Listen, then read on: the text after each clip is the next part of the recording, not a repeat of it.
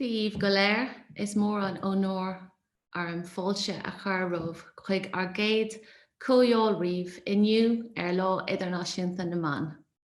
Hello everyone, it's my great honour to welcome you all to our inaugural Countess Conference today on International Women's Day. This is a momentous occasion for all of us here in Ireland because this is the first ever gender critical conference to be held in Ireland. It's a very important step forward for the movement, and we are very proud as a group to have put this together only 5 months after we formed. We're here today as a constituency concerned about the impact of gender ideology on our rights and on our freedoms and on the rights and freedoms of our children. By coming together in this way, we are exercising our right to assembly, and our freedom of expression is guaranteed under the Irish Constitution. We're online today because of COVID, but as soon as it's allowed, we will be holding meetings in person. The historical context of our work in Ireland is very dark. We recently had a Mother and Babies Home Commission report, an investigation into 18 of a total of 186 women and mother and baby homes. For 80 out of the 100 years that this state has been in existence, we have incarcerated unmarried mothers, and the babies who survived were sold into labour or adoption, and the ones that died were buried in unmarked graves. That is the historical context of our work.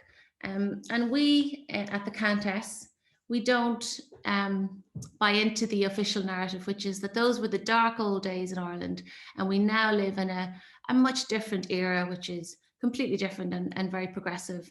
And we don't accept that narrative. We see many, many parallels with what is happening today. And in fact, we draw a direct line back to that time. You know, back then, women and children were harmed and impacted because of a dominant narrative and a gender and an ideology. And the same thing is happening today. You know, whilst previously we would have virtue signaled for Vatican points, now we're virtue signaling to the world for woke points. So we don't agree with the dominant narrative in this country. And in fact, we would argue that we have unwittingly segued from one theocracy to the next. We used to be ruled by priests, and they dictated our lives. They wrote our laws. In fact, they wrote our constitution. A Jesuit committee wrote the 1937 constitution in Ireland. And the same thing is happening now. You know, the Gender Recognition Act in Ireland and all of the template laws which we face are top-down laws, and we are feeling the impact in everyday life in Ireland of gender ideology. But there is hope. Whilst we may be held up as the poster child of self-ID in the world, the public are becoming aware. The law was brought in 2015. It was brought in by stealth. It was latched on to a much more popular law, marriage equality. But the people are becoming aware through grassroots activism like ours on the ground in Ireland, and all the other groups, which really deserve a mention. Women's Space was the first one, Radi Colleen, ourselves, the Countess, the Irish Women's Lobby, and LGBT Alliance Ireland. And together we have all started a conversation here on the ground in Ireland. And as the leaked Denton report shows, these laws are not popular once people actually are allowed to discuss them openly and once they understand what's happening. So our political, and I'm just going to press record actually while I remember, because I realize I haven't, bear with me. And we're going live on Facebook as well to our community on our Facebook page.